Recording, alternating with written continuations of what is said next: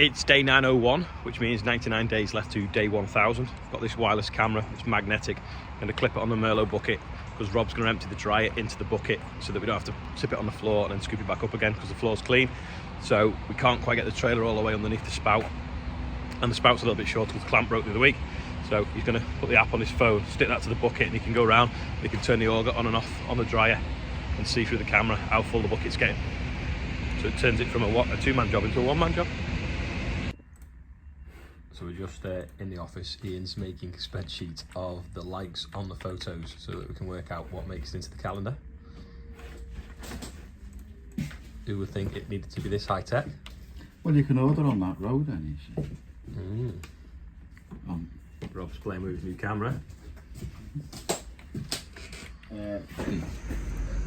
Right, so these are the top 12 voted pictures, which is pretty good because we've only got 2 combine ones, which is normal for harvest, and we've even got some that are sort of dateless, i.e. we can use them any time of the year for the months. And then we've got 6 that have That's your 6. come through that didn't make it. Where's your 6? There's one of the 6 that didn't make it. So Andrews didn't quite make it. So we're going to see what we can do, and we're going to see if we've got too many fence, then we might swap one of them round. We'll see. So we're going to get the other 6 up on this screen now.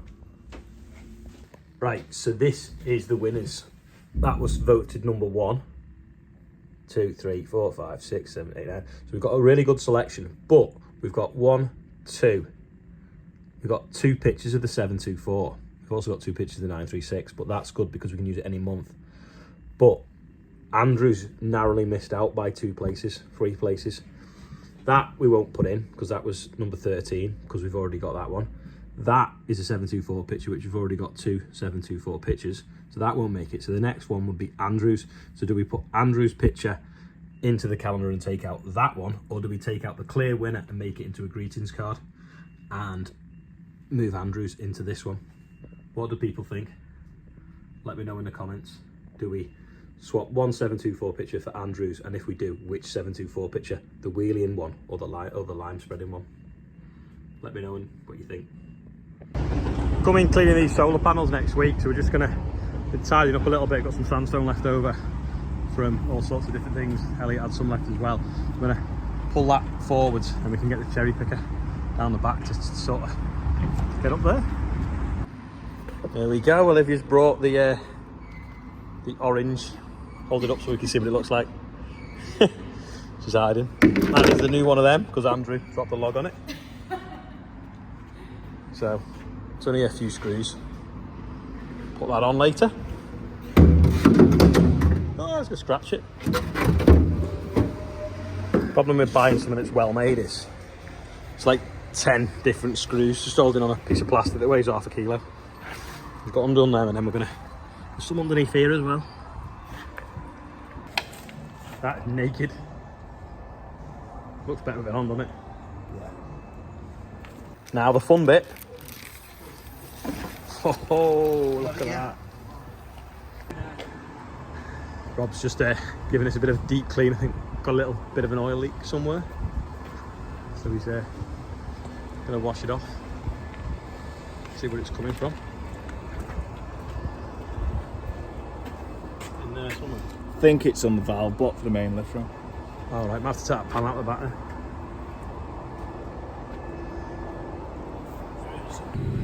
I'm just queuing up for AdBlue when the postman moves. Andrew is got Black Beauty on. He's just going to go get a load of muck from the riding stables.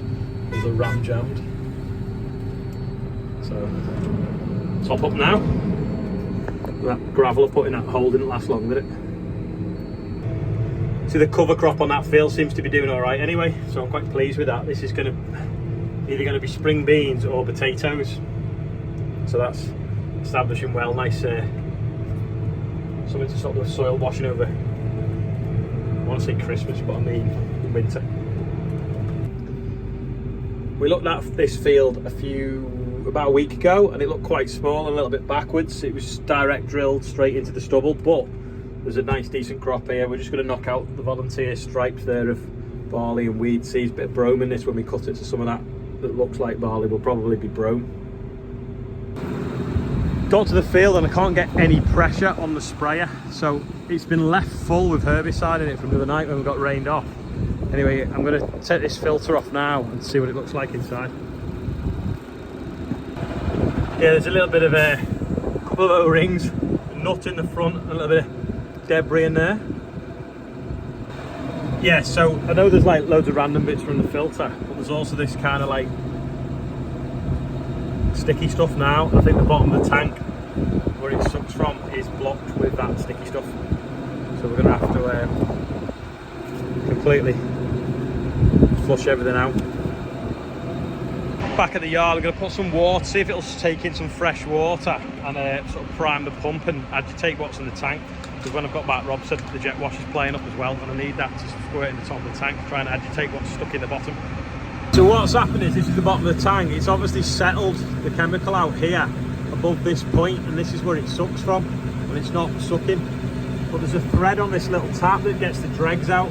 I'm going to try and get some little thread into that, connect the airline to it, and then open it and see if I can bubble the tank, get it freed off and working, and then I don't have to drain the tank. So this kind of screws in there as he smashes this out. That's nearly that thread. So what I'll do is I'll adapt that now to fit an airline, and put air pressure in and open that tap. Like that, I'll screw into that. That gives me a male that I can plug the airline into. So we'll try and bubble it up now, see if that works. Right, I've got the airline plugged in now. Plug it into here. I'm going to have to slacken that hydraulic hose, get it out of my way though. Try it up. But I blew up now and I got it to make a funny noise, and now I've got that coming, so let's see if it'll circulate now.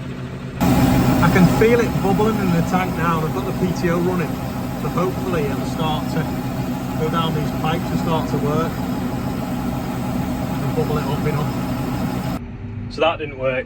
Now we'll try the jet wash in the bottom of the tank, because Rob's fixed it or Andrew's fixed it. So that, if I can get the camera down, I can't get my hand in. That, you see in there,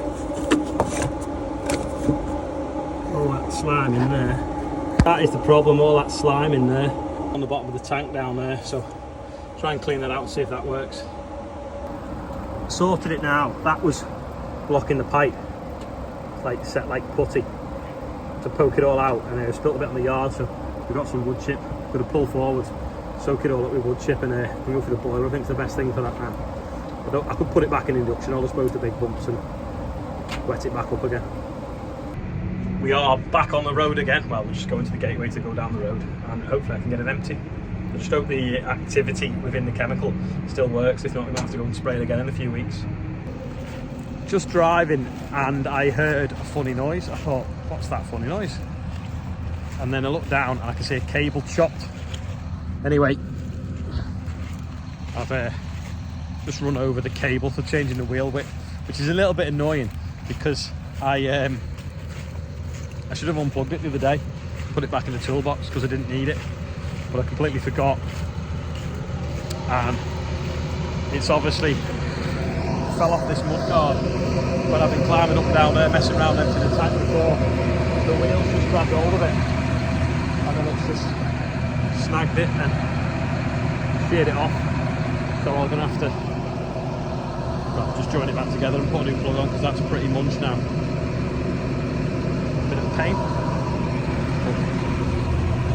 At least I got the stuff out of the tank. So this is the field that the caterpillars were in the other day. Now look at that. They have totally stripped it bare. It's like a circle here and a circle over there. So we are going to put a little bit of insecticide in and spray these little patches here to stop them spreading, because the other day it was over there and it spread to here, and you know, they completely stripped the plants. You can't even see them properly. Like, you can if you look closely, but from up here you can't even see they're there. So we'll put a little bit of insecticide in and we'll do these areas here and see if we can stop the spread of it. This will be the first time I've used insecticide for 7 years, but for some reason these little blighters have got going in this field. Just run out now. There's a little patch here that's been a little bit chewed. You have to keep the eye on it. So the spray is just got nozzles working. I think the caterpillars actually have eaten it quicker than the pigeons, and the agronomist did say that a caterpillar will eat so much of its body weight in so many days or whatever. So obviously that's why, but I've seen anything like it, and it's really annoyed me having to use an insecticide. But anyway, I've just done the middle of the field, so like the worst patches. 10% of it maybe, it's quite a big field. Keep an eye on it, see if that solves the problem. But it's just something like an eyebrow, something like a scouse brow. If you're watching John and Dixon, you like scouse brows. He had them on his dog once. They done so much damage. On my way back, anyway, I've called to have a look. We have got wheat coming up. So was it 2 days ago I looked? I didn't think it'd be up till Monday, but it is now up. Looks like a slug's had a little chew of that one. Yeah, wheat's coming up. So I'll get a pre-emergence spray on it. It was Roundup the other day, so these bits will be dying off soon. But I'll get a pre-em on, which then I'll stop some of the other weeds coming through, hopefully. So that's nice to see after a rubbish day. It's obviously been a sad day of what happened yesterday, and then obviously messing with the sprayer hasn't been much fun, and it's severely delayed me. So that is nice to see, and it's cheered me up for the evening.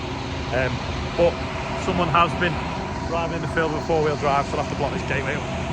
I'm at Brookhouse, and Emily has got really neat handwriting, and she has done the birthday bumper. So you're going to read them out, or am I?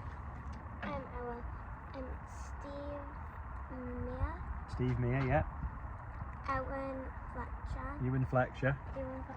Fletcher. How do you pronounce? Graham Kerr. Graham Kerr.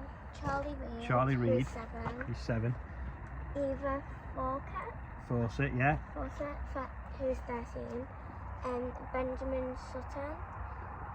Stephen White. Paul Slater, who's 14. And Jamie Gavin, who's 29. Yeah, so Jamie and Paul, I think I missed you off yesterday, so sorry about that. And the weird thing is, Stephen White, Emily's dad is called Stephen Wright. So that's spelt slightly different, and that's spelt slightly different, but still sounds the same. So happy birthday everyone on there, and nearly £10,000. We're probably at 10,000 actually tomorrow, or at least on Sunday. You've got lots of money. No, that's to the air ambulance, it's not to me. So thank you, Emily. Give her a round of applause and a thumbs up. Anyway, that is all for today. Thanks for watching. If you made it this far, don't forget, click like and subscribe if you've not already subscribed. Tomorrow, dry and still. Hopefully we might get some more drilling done, and let's hopefully get some more spraying done. So we'll see you tomorrow.